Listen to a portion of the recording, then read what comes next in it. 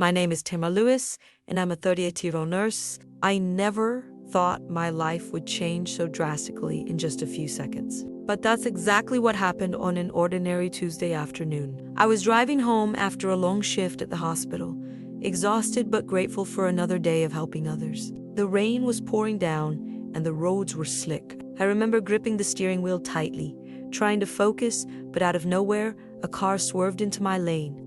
Everything after that happened in slow motion: the screech of tires, the impact, and then darkness. I don't remember much about the crash itself, but what happened next was something I could never have prepared for. I found myself floating, weightless, outside my body, surrounded by a peace I can't even begin to describe. It was in that moment that I encountered Jesus, and my life was forever changed.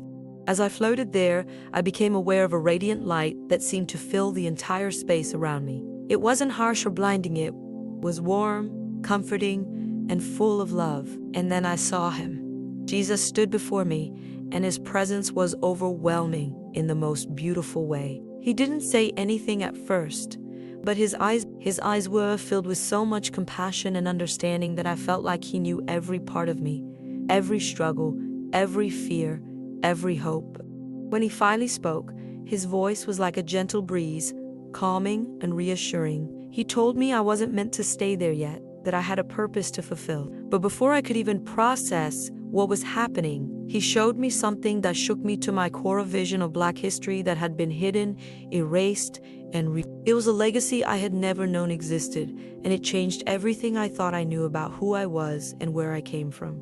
In that moment, Jesus began to show me a tapestry of history that had been buried under layers of lies and distortions. I saw Black kings and queens ruling with wisdom and grace, their kingdoms thriving with justice and innovation. I saw scholars and spiritual leaders whose contributions to the world had been erased or stolen. Ancient civilizations, rich with culture and knowledge, stood before me as centers of enlightenment and progress. It was breathtaking, but it was also heartbreaking, because I realized how much of this truth had been hidden from us. Jesus gently explained that these stories were intentionally suppressed to keep people like me from understanding the fullness of who we are. He said, "Tamara, your history is not one of just suffering and oppression. It is a history of strength, resilience, and divine purpose." Those words hit me like a wave, and I felt a fire ignite inside me, a desire to uncover and share this truth. Jesus didn't stop there. He revealed to me that this erasure of history was part of a larger spiritual battle. The enemy, Satan, had used lies, media, and even education systems to distort the truth and keep people in darkness. He showed me how generations had been fed false narratives about their worth and identity, and how these lies had created cycles of pain and confusion. But then he pointed me to the Bible, saying, "The truth is here, Tamara. Seek it, and you will find it." He referenced Isaiah 62:1-3, where it says, "Arise, shine, for your light has come, and the glory of the Lord rises upon you." He explained that this was a call for his people to rise up and reclaim their identity and purpose.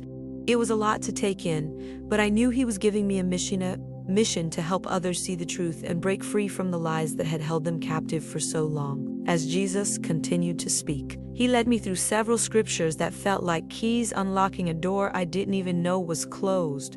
He reminded me of Jeremiah 29:11, where it says, "For I know the plans I have for you, declares the Lord, plans to prosper you and not to harm you, plans to give you hope and a future." He emphasized that this promise wasn't just for a select few, it was for all of his children, including those whose histories had been stolen. Then he pointed me to Micah 6-8, which says, "He has shown you, O mortal, what is good. And what does the Lord require of you? To act justly, and to love mercy, and to walk humbly with your God." Jesus explained that these verses were a blueprint for how we were meant to live, not in shame or fear, but in confidence and purpose. He told me that Black people were created for leadership and spiritual greatness, and that it was time to reclaim that identity. I felt a deep sense of responsibility settle over me, like a mantle being placed on my shoulders. He was calling me to share this message, to help others see themselves the way he sees them. Before I could even fully process everything, Jesus gave me clear instructions. He told me to study the scriptures deeply, not just the surface-level interpretations I'd grown up with, but to dig into the original context and meanings. He urged me to build a community of truth-seekers, people who were hungry for more than what the world had told them.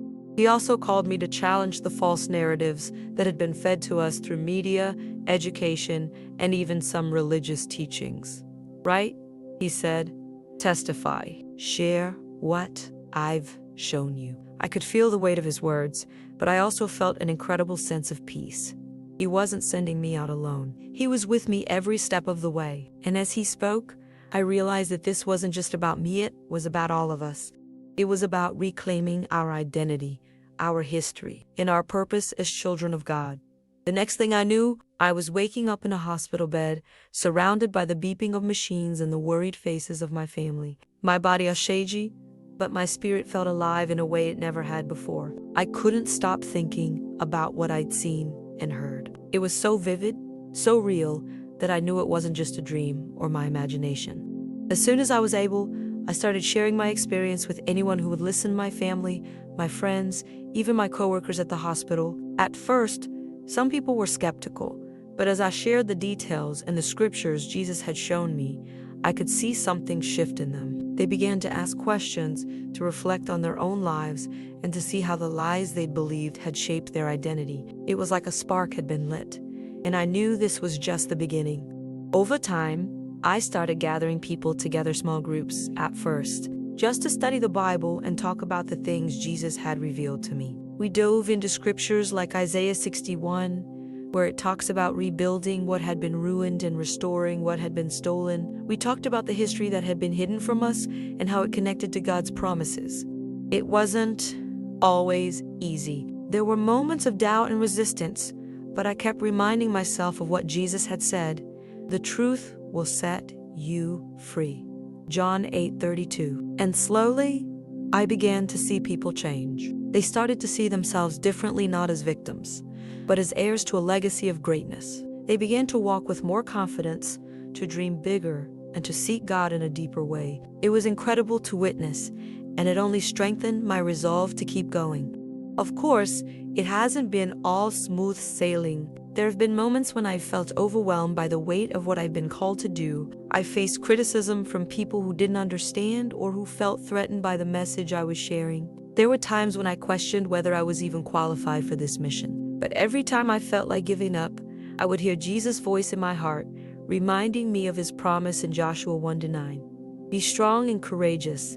Do not be afraid. Do not be discouraged, for the Lord your God will be with you wherever you go. Those words became my anchor, and they still are. I've learned that this journey isn't about perfection, it's about obedience. It's about trusting that God will equip me for what he's called me to do, even when I feel inadequate. As I've continued to share my story and the truths Jesus revealed to me, I've seen lives transformed in ways I never could have imagined. One woman told me that for the first time in her life, she felt proud of her heritage and confident in her identity as a child of God. Young man shared how studying the scriptures with our group helped him break free from feelings of anger and hopelessness. Even my own family has been impacted. My children now talk about their history with a sense of pride and curiosity that I never had growing up. It's been humbling to see how God is using this message to bring healing and restoration. And it's reminded me that this isn't just about the past, it's about the future. It's about equipping the next generation to walk in the fullness of who they were created to be. If there's one thing I want people to take away from my story, it's this: you are not defined by the lies the world has told you. You are not defined by your struggles, your past, or the limitations others have placed on you. You are defined by God's truth. And his truth says that you are fearfully and wonderfully made. Psalm 139, banding 14. It says that you are chosen, loved, and called to a purpose greater than you can imagine. I know it's not always easy to believe that, especially when the world tries to tell you otherwise. But I've seen what happens when people start to embrace this truth. It's like a light switches on inside them. And that light doesn't just change them, it changes everyone around them. So, I want to encourage you today. Don't be afraid to seek the truth. Don't be afraid to dig into the scriptures and ask God to show you who you really are. Don't be afraid to challenge the narratives that have held you back. You have a legacy of strength, wisdom, and faith that goes back generations, and it's time to reclaim it. Jesus showed me that this isn't just about me or even about one group of people. It's about all of us rising up to fulfill the purpose God has for our lives. It's about breaking free from the lies and stepping into the light of His truth. And I believe with all my heart that when we do that, we'll see a transformation not just in ourselves, but in the world around us. So let's rise up together. Let's shine the light He's given us, and let's watch what He does next.